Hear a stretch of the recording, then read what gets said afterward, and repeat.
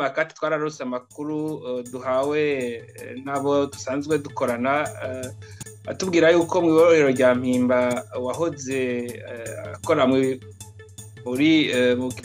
biro by'iperereza kambere atarasanzwe ko yatwaye ibyo biro by'iperereza mu ntara zitandukanye witwa Gerard Ndayisenga ko yoba yasohotse Mpimba akagenda ubu atawuzi aho yoba aherereye.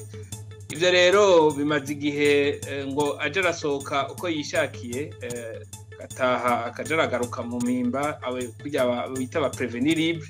Ivyo mu bisanzwe aba détenir libre bambarira mu bisanzwe ivyo bigirwa ku banyororo baba bamaze bari mu guheza ikiringo cabo baciriwe n'ubutungane kugira ngo bimenyereze kubana n'abanyagihugu, nibo bareka bakagenda bagasubira bakagaruka hanyuma bakazava bagataha.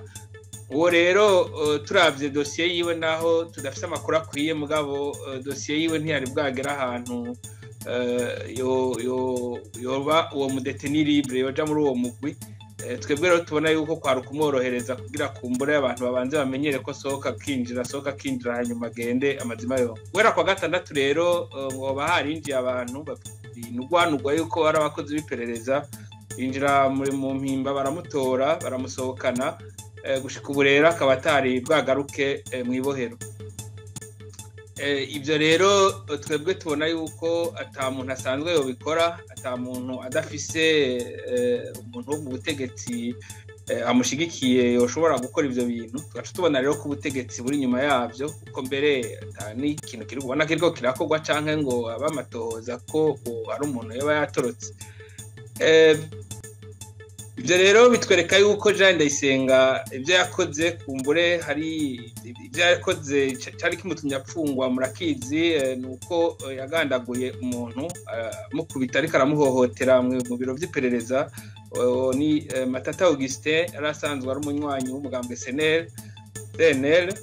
Urumva rero twe twiyumvira yuko ibyo bikorwa yabikora kubera ko yabitumwe n'abari mu nzego z'igihugu, no munsi akaba aribo bariko baramukingira ikibaba mu kumutorokesha canke mu kumukura mu minwe y'ubutungane.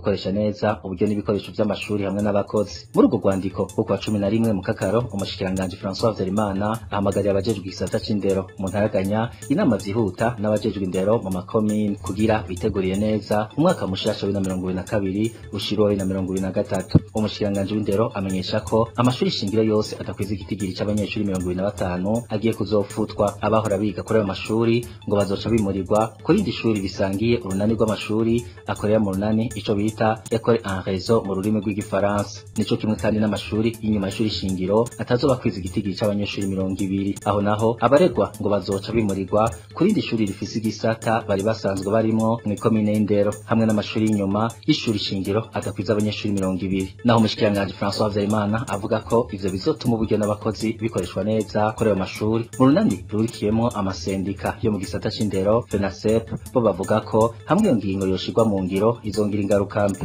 Antoine Manuma arongoye urunani FENASEP: iyi ngingo ikurikijwe irashobora gutera ingorane ku banyeshure b'ibisata bimwe bimwe usanga bitagwiriye mu komine y'indero, kuko abaregwa bohava barungikwa kwiga mu mashure ari kure yaho basanzwe baba, bigatuma baruha canke umwimbu wabo ugabanuka. Gutyo bwa burenganzira bwo kwiga kuri bose bukaba bunigiwe mu menshi. Igihe amasomero yofutwa vyokora cane kubigisha, bamwe bokwimurirwa yandi mashure, abandi amasaka agabanuka, abandi bakabura akazi bivanye n'ivyo bize. Mu runani FENASEP basaba umushikiranganje w'indero guhagarika uwo mugambi hamwe no gushira imbere ibiganiro mu ntumbero yo gufata ingingo zibereye. Abanyeshuri biga muri kaminuza y'u Burundi mu kigo ca Campus Rohero aho benshi bita muri PEA bararajwe ishinga nuko bashobora kwandura indwara zituruka ku isuku rike. Aho ni mu gihe bamaze iminsi ishika 3 batagira amazi meza muri ico kigo, ikigo mbere gisanzwe cigamwo n'abanyeshuri batari bake. Bagasaba abajejwe iyo kaminuza hamwe n'ishirahamwe Regideso kubaronsa amazi. Ni inkuru ya Ines Gakiza. Kuva ku munsi wa mbere w'iyindwi turimwo niho abanyeshure biga mu kigo ca kaminuza Campus Rohero bavuga ko amazi yatanguye gukena gushika kuri uwa gatatu akaba atari bwaboneke. Abo banyeshure bagatinya ko bashobora kuhandurira indwara zitandukanye zifatiye ku isuku rike, utuzu twa sugumwe twuzuye imyanda kuko bataronka amazi yo kuhasukura. Ikindi nkuko bivugwa n'umwe muri abo banyeshure ngo nuko baja muri bibliothèque bitwa n'umunuko uva muri utwo tuzu twa sugumwe yegereye. Mu bisanzwe ibura ry'amazi ryatanguye kwibonekeza ku munsi wa mbere gushika n'uno munsi, uca usanga amatwareti yuzuye utaronka n'aho uhagarara. Rero n'ukuri tangazo nuko kuza amazi ashobora kubura ikigo kizima kandi nta kintu na kimwe tubona umenga kiriko kirakorwa kijanye n'ayo mazi, ariko umugabo tubona yuko ibintu vyohava bitera ingwara kuko nko mu gatondo uzindutse muri etide uri muri bibliothèque umunuko usangayo kubera iyo myanda. Abo banyeshure bongera bakavuga ko naho abakozi bajejwe isuku muri Campus Rohero batanguye kuja baravoma amazi mu ruzi Muha ruri hafi y'ico kigo, ngo ayo mazi ntashobora gukwira uravye ubwinshi bw'abanyeshure bahiga. Uno munsi abakozi bahakora bagarije kuvoma amazi mu ndobo barahakoropa, ariko mugabo ntaco bifashe kubera ata mazi aba ahari. Imyanda mikuru iguma hejuru ntimanuka kubera ata mazi ahari. Ubuhingwa ni kinini kirikuramwo abanyeshure benshi koshobora kwanduraho indwara hamwe batobikora. Abo banyeshure basaba bashimitse abajejwe kaminuza y'u Burundi hamwe n'ishirahamwe ritanga amazi Regidezo kwihutira gutorera umuti ikibazo catumye ikigo ca Campus Rohero gikena amazi, gutyo basubire baronswe amazi meza nk'uko vyahora. Ines Gakiza umushikiranganje ajejwe intwaro yo hagati mu gihugu yagiriza umuyobozi mukuru ajejwe ubworozi kudakora neza akazi ajejwe kugira agwanye inyonko yo mu kiyaya ca Rift yateye ibitungwa nk'impene, inka n'intama. Mu nama yagirishije abayobozi bakuru mu bushikiranganje bw'uburimyi, ubworozi hamwe n'ibidukikije, Geruvendira ko buca yaraneguye amashirahamwe mpuzamakungu nka FAO, PNUD, PAM n'ayandi ko yakweza amaguru mu gutanga intererano yari yiyemeje kugira harondegwe urucanco. Ku bwa Geruvendira ko buca hageze ko ayo mashirahamwe avuga ko azotanga ubwo buryo canke atazobutanga kugira leta yimenye. Tumwumvirize. Bavuge barazana ntibazana uko n'ukuri none utagiye kumviza posete yabo utagiye kwabwira uti uzababire cartographie ugire sensibilisation akabatera nabiraza bati remarque site n'agayi igarika ko twabivuga utaretse l'impact socio-économique urazi n'akazi k'igihugu cyacu cy'Uburundi umurundi kumpa bamuzi afise ubwoba kuko abahungu n'abantu bigeze kwica abantu naho bakigo n'abantu bafite n'amahera menshi bakora ibyo bashatse.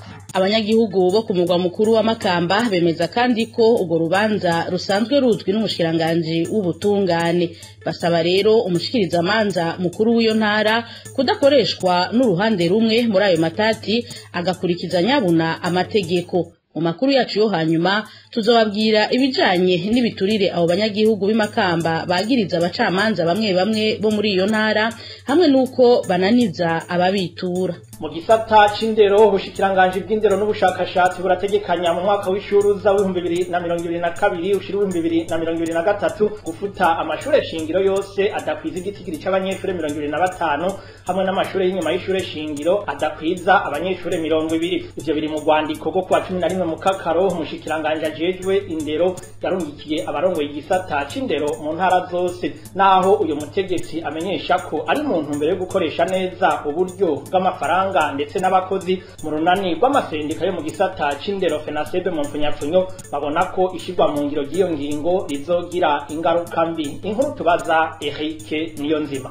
Urwandiko nimero 610 agakoni CAP agakoni 5775 agakoni umwaka wa 2022 umushikiranganje w'indero n'ubushakashatsi yarungikiye abayobozi bose b'indero mu ntara asigura ko rufite intumbero yo gukoresha neza uburyo n'ibikoresho by'amashuri hamwe n'abakozi. Muri urwo rwandiko rwo kwa 11 mu kakaro umushikiranganje François Verimana ahamagarira abajejwe igisata c'indero mu ntaraganya inama zihuta n'abajejwe indero mu makomine kugira biteguriye neza umwaka mushasha wa 2022 ushiro wa 2023. Umushikiranganje w'indero amenyesha ko amashuri shingiro yose adakwiza igitigiri c'abanyeshuri 25 agiye kuzofutwa. Abahora biga kuri ayo mashuri ngo bazoca bimurirwa ku rindi shuri bisangiye urunani rw'amashuri akorera mu runani ico bita école en réseau mu rurimi rw'igifaransa. Nico kimwe kandi n'amashuri y'inyuma y'ishuri shingiro atazoba kwiza igitigiri c'abanyeshuri 200. Aho naho abaregwa ngo bazoca bimurirwa ku rindi shuri rifise igisata bari basanzwe barimo mu ikomine y'indero, hamwe n'amashuri y'inyuma y'ishuri shingiro adakwiza abanyeshuri 200. Naho umushikiranganji François Habyarimana avuga ko ivyo bizotuma uburyo n'abakozi bikoreshwa neza kuri ayo mashuri. Mu runani rurikiyemo amasendika yo mu gisata c'indero FENASEP